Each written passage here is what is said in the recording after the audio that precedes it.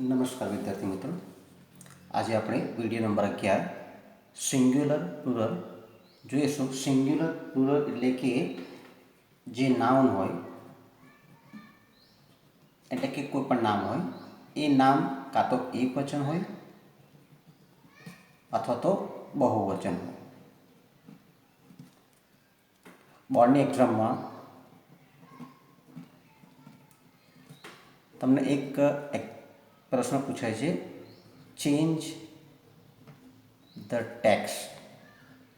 A change the text છે એના અંડરમાં, એટલે કે એના જે ટોપિક છે એમાં તમારે એક સિંગ્યુલરમાંથી તમારે પ્લુરલ કરવાનું થાય છે, એટલે કે એક વચનમાંથી બહુવચન તમારે ફેરવવાનું થાય છે. તમારે એક ફકરો આપેલો હોય છે, એક ફકરો હોય, એ ફકરો આખો, એ ફકરાને એક વચનમાંથી બહુવચન કરવાનું થાય છે. ઓકે, તો સિંગ્યુલર એટલે ફરીથી જોઈ લે એક વખતે. સિંગ્યુલર એટલે કે એક વચન, અને પ્લુરલ એટલે કે બહુવચન. તમે 9મા ધોરણમાં ભણી ગયા છો, થોડી વધારે આમાં વિસ્તૃત ચર્ચા કરીશું. ઓકે, ગણી શકાય તેવી વસ્તુ હોય, એક હોય તો આપણે એને એક વચન કહીશું, અને ગણી શકાય તે વસ્તુ જો વધારે હોય તો આપણે એને બહુવચન કહીશું. બરાબર છે. હવે એક વચન જે છે, એક વચન ફોર એક્ઝામ્પલ જોઈએ તો બોય, એક જ બોય છે, એને આર્ટિકલ એ લાગે છે, અ બોય, અને બહુવચન કરવું હોય તો બોયસ. ઓકે, મેં એસ મૂક્યો છે, એનું પાછળનું કારણ એક નિયમ લાગે છે. ઓકે, બીજી વસ્તુ જોઈએ આપણે તો અહીં આગળ લખ્યું છે મેં બેન્ચ, એટલે કે પાટલી, અ બેન્ચ. આમાં પણ મેં શું લગાવ્યું છે? બેન્ચીસ. આ બહુવચન કર્યું છે. આ પણ એક નિયમ છે. બરાબર છે. એટલે કે સિંગ્યુલરમાંથી તમારે પ્લુરલ કરવું હોય તો ઘણા બધા નિયમો લાગુ પડે છે. ઓકે, એમાં ઘણા બધા નિયમો છે. ઓકે, વારાફરતી આપણે બધા નિયમો ચેક કરીશું. પહેલામાં પહેલો નિયમ છે કે સામાન્ય રીતે કોઈ પણ નામ હોય એને એસ લગાવવું તો બહુવચન બને. આ શોર્ટમાં લખ્યું છે, બરાબર છે, બહુવચન. અને એક વચનના શોર્ટમાં લખવું હોય તો એક વચન. ઓકે, એક્ઝામ્પલ જોઈએ તો કાઇટ, કાઇટ તો શું થઈ જશે? કાઇટ થઈ જશે. બીજું એક્ઝામ્પલ લે તો બેટ તો થઈ જશે બેટ્સ. બીજું એક એક્ઝામ્પલ લઈએ તો સ્ટુડન્ટ, તો એનું બહુવચન શું થશે વિદ્યાર્થી મિત્રો? સ્ટુડન્ટ્સ, એસ લગાવી. આ સામાન્ય પહેલો નિયમ છે. બરાબર છે. બીજો નિયમ જોઈએ. બીજો નિયમ એવું કહે છે કે કોઈ પણ નામ હોય, એ નામને અંતે એસ આવે, ડબલ એસ આવે, CH આવે, SH આવે, O આવે, અથવા તો એક્સ આવે. કોઈ પણ નામ હોય, નામને અંતે આટલા જ્યારે શબ્દો આવે તો એ સમયે એસ લગાવવા નથી, પરંતુ શું લગાવીએ છીએ આપણે? ES લગાવીએ. તો શું બને છે? બહુવચન બનશે. એક્ઝામ્પલ લઈશું, દરેકનું એક એક્ઝામ્પલ લઈએ આપણે. તો પહેલું એક્ઝામ્પલ થશે બસ, તો થશે બસીસ. બીજું એક્ઝામ્પલ લઈએ આપણે તો ક્લાસ, તો થશે ક્લાસીસ. CHનું એક્ઝામ્પલ લઈએ તો બેન્ચ, હમણાં જોયું તે પ્રમાણે, તો થશે બેન્ચીસ. મેં દરેકમાં ES મૂક્યું છે. ES બેન્ચીસ મૂક્યું છે. બરાબર છે. ત્યાર પછી SH જોઈએ. SHમાં જોઈએ તો આપણે ડીશ જોઈશું, તો થશે ડીસીસ. O જોઈએ તો મેંગો, તો થશે મેંગોસ. બાકી રહ્યું એક્સ, તો બોક્સ, તો થશે બોક્સીસ. બરાબર છે. આ એનો બીજો નિયમ છે. ત્રીજો નિયમ જોઈએ આપણે. તો ત્રીજો નિયમ એવું કહે છે કે કોઈ પણ નામ હોય અને નામને અંતે વાય આવેલો હોય, અને વાયની પહેલાં એટલે કે તરત જ. પહેલાં શું હોય છે? વ્યંજન હોય ને તો શું કરવાનું? વાય છે એને દૂર કરવાનું, એટલે કે વાયને શું કરવાનું છે? કાઢી નાખવું. વાયને કાઢી નાખી અને સીધું મૂકવાનું છે IES. બરાબર છે. એક્ઝામ્પલ લઈએ તો આપણે તો સ્ટોરી. જો વિદ્યાર્થી મિત્રો સ્ટોરીમાં છેલ્લે વાય છે તો વાય કાઢી નાખીએ આપણે તો STR આ થઈ વાય કાઢી અને મૂકી દેવાનું RES. બીજું એક એક્ઝામ્પલ લઈએ તો લેડી.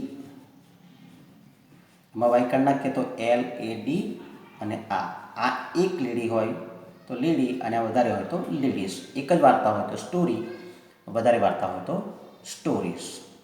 બરાબર છે. ત્રીજો નિયમ જોઈએ એમાં. તો ત્રીજો નિયમ એવું કહે છે વિદ્યાર્થી મિત્રો કે કોઈ પણ નામ હોય અને નામને અંતે F આવેલો હોય અથવા તો FE બેમાંથી કંઈ પણ હોય તો શું કરવાનું છે? તો આ બંને શબ્દ શું કરવાનો? આ બંને તો ના હોય, કાં તો આ હોય કાં તો આ હોય.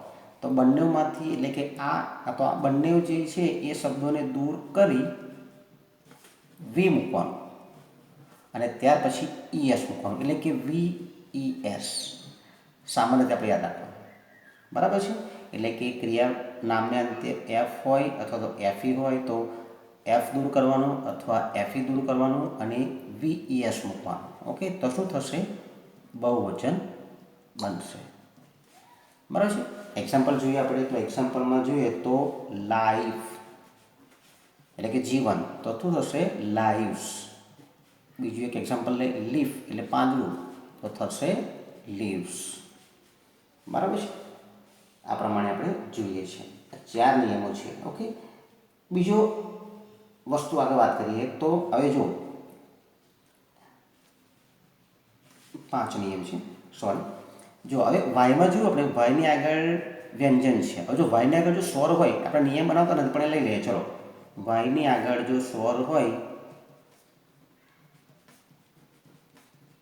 તો ફક્ત S લાગે છે, એટલે કે ઉપરનો જે નિયમ છે લાગતો. ફોર એક્ઝામ્પલ બોય જોયું આપણે, બોય હોય ને તો છેલ્લા વાયની આગળ શું છે? સ્વર છે. સ્વર કેટલા આપણી પાસે? A, E, I, O અને U. તો આમાં ખાલી S લાગશે. બરાબર છે. એ રીતે જોઈએ આપણે. બીજું આગળ જોઈએ. હવે આ નિયમો છે. બીજા અમુક એવું છે કે અમુક જે નામ છે એ નામ એક વચન અને બહુવચન બંને કેવા હોય છે? સરખા હોય છે. ઓકે, ફોર એક્ઝામ્પલ જોઈએ આપણે તો ડિયર. હા, તો આ એક વચન પણ સરખું થશે અને બહુવચન, બંનેમાં કોઈ ફેર પડતો નથી. બીજું એક એક્ઝામ્પલ લઈએ તો ફિશ. તો આમાં પણ એક વચન અને બહુવચનમાં કોઈ ફેર પડતો નથી. ઓકે, કેટલાક નામ એવા છે, 6 નંબર આપી. કેટલાક નામ એવા છે કે એમાં બહુવચન કેવા છે? અનિયમિત રીતે બને છે. એટલે એમાં તમારે ફક્ત યાદ રાખવા પડે, એમાં કોઈ નિયમ લાગુ પડતો નથી. યાદ રાખવા પડે. ફોર એક્ઝામ્પલ જોઈએ તો મેન. ઓકે, તો એમાં આસ ના લાગે, ES ના લાગે, પણ શું કરવાનું છે? MEN. ઓકે, પછી એ પ્રમાણે જોઈએ તો વુમન, તો એનું થશે વિમેન. જો શબ્દ અંદર બદલાઈ જાય છે. ઓકે, પછી જોઈએ તો ચાઇલ્ડ, તો થશે ચિલ્ડ્રન. ફરી એક એક્ઝામ્પલ લઈ જઈએ તો ટૂથ, તો આનું થશે, અહીં નીચે લખું છું ટીથ. સેમ ફૂટ અને ફીટ એ પ્રમાણે થાય છે.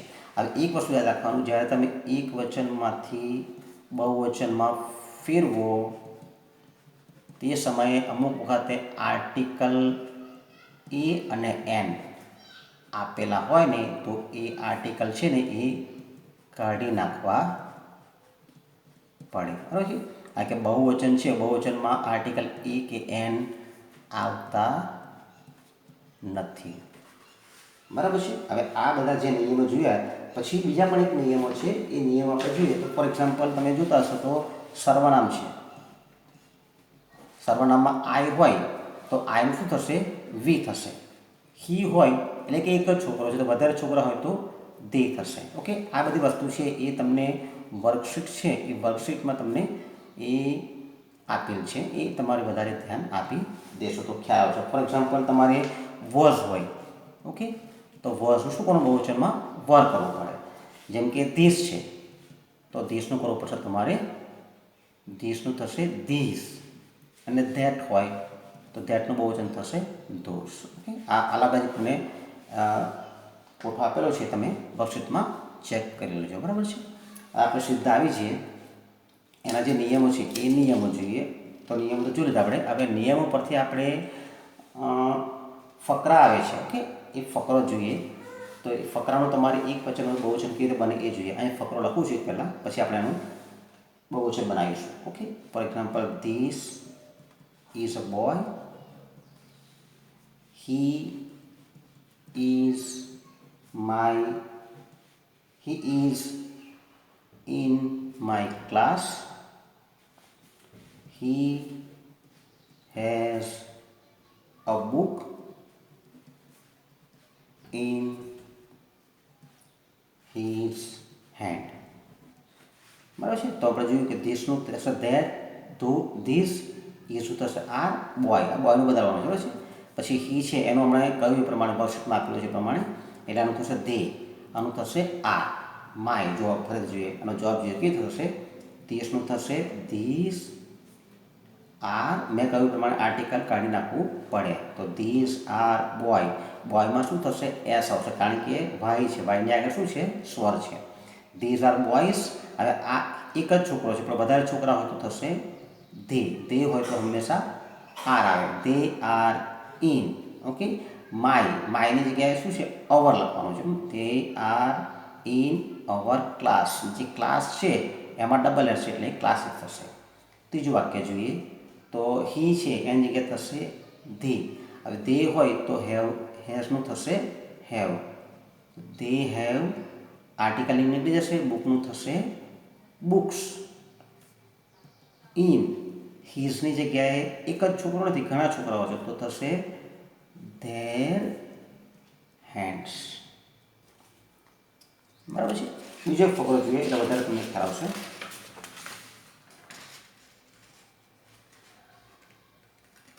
I am a policeman. This is my stick એટલે કે લાકડી. She is a nurse. Stop. That is her hospital. અહીં લખું છું. That is her hospital. Okay, આ બહુવચન બનાવીએ તો આઈ છે એ આઈનું થશે વી જોડે આ, આર્ટિકલ એ નીકળી જશે. તો પોલીસમેન છે તો પોલીસમેન એમએનનું થશે MEN. ધીસનું થશે ધીસ, ધીસ જોડે હંમેશા આર આવે. માય છે એની જગ્યાએ ધેર, અને સ્ટીક છે એનું થશે સ્ટીક્સ, એસ આવશે.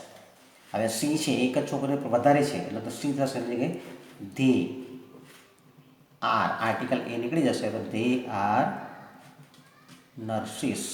અને ધેટનું હમણાં જોયું આપણે આગળ તો ધોઝ, ઇઝનું થશે આર, હરનું થશે ધેર હોસ્પિટલ્સ.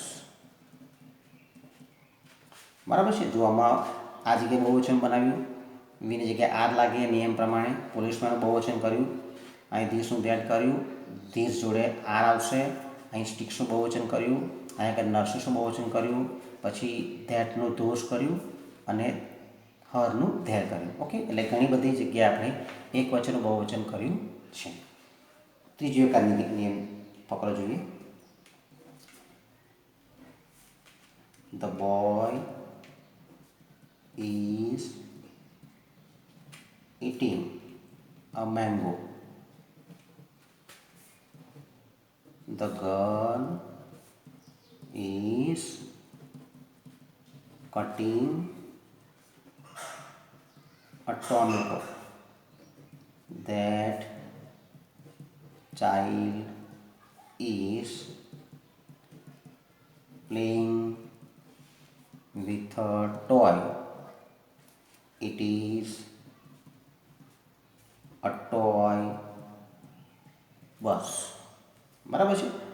જોઈએ આપણે હવે બોય છે. જો મેં કહ્યું આર્ટિકલ એ હોય તો બદલવાનું, ધ આર્ટિકલ હોય તો બદલવાનું નહીં. એટલે ધ બોયસ બહુવચન કર્યું તો થશે અહીં આગળ આર. ઇટિંગનું ઇટિંગ.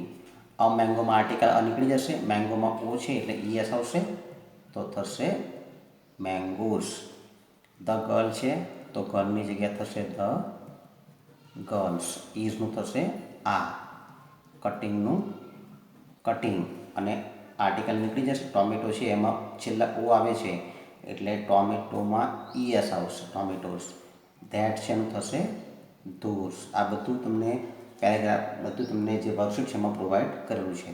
ધોસ. ચાઇલ્ડનું થશે ચિલ્ડ્રન, જે અનિયમિત છે. ચિલ્ડ્રન તો બહુવચન આવે તો અહીંયા આગળ આવશે આર. Children R